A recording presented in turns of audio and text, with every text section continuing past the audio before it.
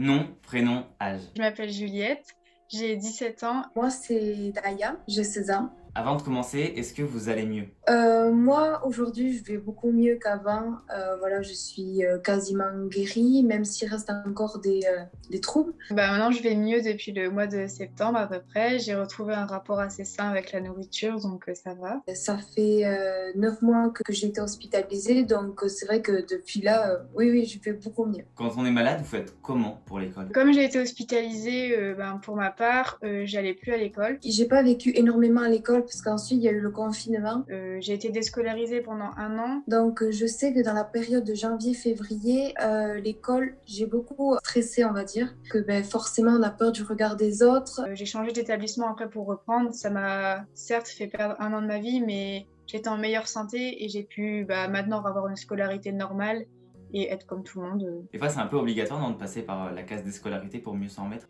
Donc après, il arrive aussi un stade où on n'arrive même plus à réfléchir parce qu'on est trop en sous-poids. Et donc l'école, elle devient secondaire. Je pense qu'on ne peut pas vraiment concilier les deux et il faut faire un choix entre la scolarité et sa santé. Et je pense que la santé, c'est la primordiale. L'entourage, elle l'a vécu comment, votre anorexie? Donc mes parents, ils se sont pas rendus compte immédiatement. Quand le diagnostic il était posé, que j'étais anorexique, ils se sont posé beaucoup de questions. Ils se sont demandé pourquoi j'étais comme ça, si eux ils avaient fait quelque chose ou enfin ils se demandaient.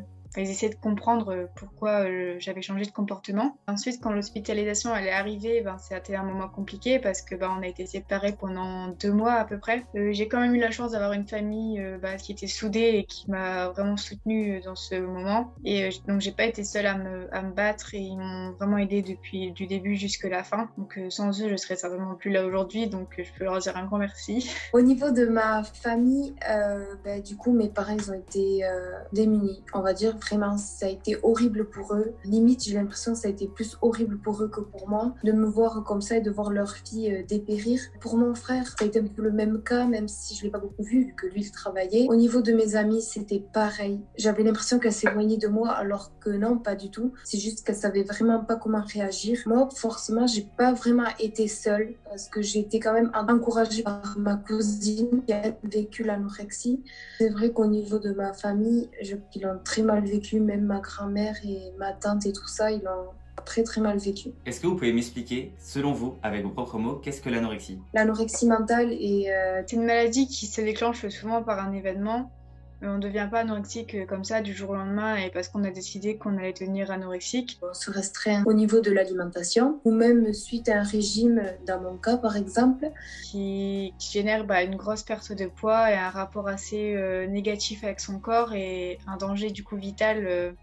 Pour faire l'interview, j'ai tenté de chercher des gens un petit peu comme vous, qui ont eu cette maladie, etc. Et j'ai vraiment eu du mal à trouver des garçons. Le peu que j'ai trouvé, ils ont refusé de participer à l'interview. Certains m'ont même pas répondu, d'autres m'ont laissé en vue. Est-ce que vous pensez qu'il y a un tabou autour des garçons ou...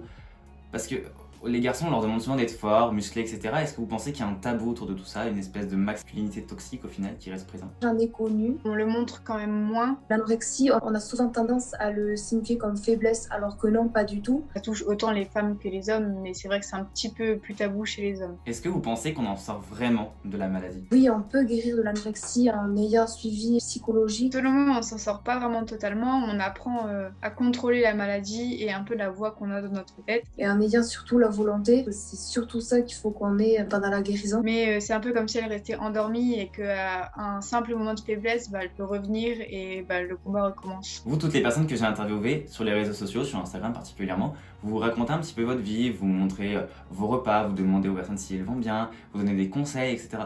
Est-ce que ça, vous le faites pour vous? Est-ce que vous le faites plutôt pour les autres? Est-ce qu'il y a un temps, ça vous a aidé? Est-ce que maintenant, c'est pour aider les autres?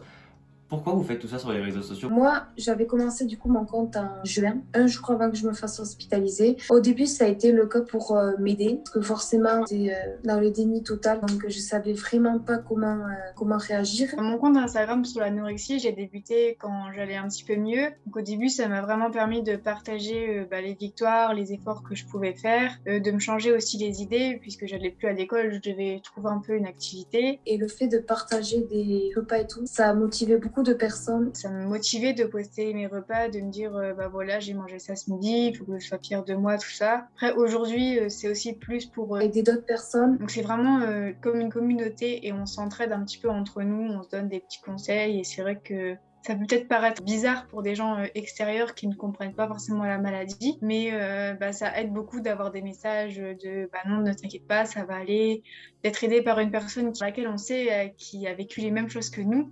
C'est parfois plus facile qu'une personne extérieure qui ne sait pas vraiment ce qui se passe dans notre tête. C'est quoi le plus difficile parmi l'horreur de la maladie? Dans la maladie, ce qui est vraiment pénible, c'est qu'on a l'impression que tout le monde nous abandonne et qu'on a tous les malheurs sur nous, alors que non. Pourtant, on a tout le bonheur qui peut nous entourer, mais nous, on fait tout pour que ça se joue mal.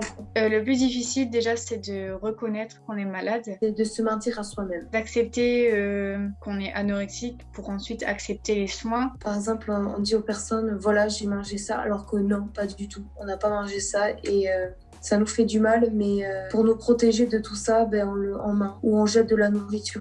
Après, on ne sait jamais quand est-ce que la maladie va s'arrêter, si un jour on verra vraiment le bout du tunnel. Il faut un peu trouver une béquille pour se relever de la maladie. Personnellement, ça a été le sport et aussi la rencontre avec mon copain qui m'a tiré vers le haut. Dans l'anorexie, il y a une hyperactivité, pour résumer, on fait tout le temps, on se dépense tout le temps. Par exemple, moi, mon cas, c'était je mangeais et j'allais faire du sport. Même s'il neigeait, même s'il pleuvait, même s'il faisait nuit, j'allais faire du sport. C'était une façon de compenser un petit peu. Si vous avez un message à faire passer aux personnes qui sont malades ou aux personnes qui viennent d'être guéries, qui sortent de l'hôpital, qui viennent d'apprendre la maladie, etc., qu'est-ce que ça serait? Je leur dirais que au cours de notre vie, on aura tous des milliers d'obstacles qui vont se mettre sur notre chemin. Alors, déjà, le message que je pourrais faire passer, c'est que l'anorexie mentale n'est pas un jeu. Il y en aura qui vont être un petit peu plus durs que d'autres, mais aucun ne sera insurmontable. C'est pas parce que on devient maigre qu'on est forcément heureux, beau et en bonne santé. Après tout, une anorexie mentale touche le mental, donc il peut y avoir des conséquences à côté. La maladie, elle fait partie de ces choses qu'on ne choisit pas vraiment d'affronter. Et puis surtout, si vous êtes en guérison, surtout n'abandonnez jamais. Ça ne veut pas dire que vous avez fait un excès ou une rechute, que tout est fini et que vous n'allez jamais réussir. C'est pas vrai. Parfois, on a peut-être besoin de faire un pas en arrière pour en faire deux en avant, mais on continuera toujours d'avancer. Le combat est jamais stable, il fait tout le temps des hauts et des bas. Et chaque effort qu'on fait dans cette maladie